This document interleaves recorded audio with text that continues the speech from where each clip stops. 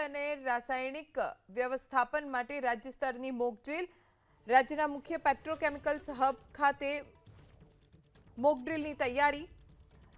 રાજ્યના અલગ અલગ જિલ્લામાં આવેલી જીઆઈડીસીમાં આ મોક ડ્રીલનું આયોજન કરવામાં આવ્યું છે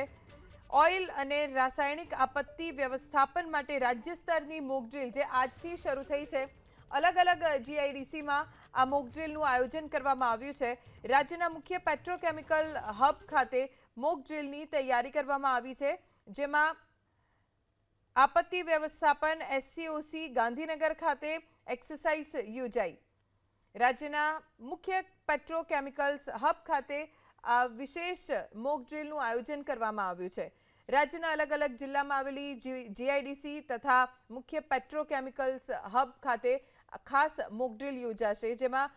અચાનક ઇમરજન્સી આવે તો કેવા પ્રકારના પગલાં ભરવા જોઈએ તે માટેની ખાસ એક્સરસાઇઝ યોજાશે આપત્તિ વ્યવસ્થાપન એસસીઓસી ગાંધીનગર ખાતે એક્સરસાઇઝ યોજાઈ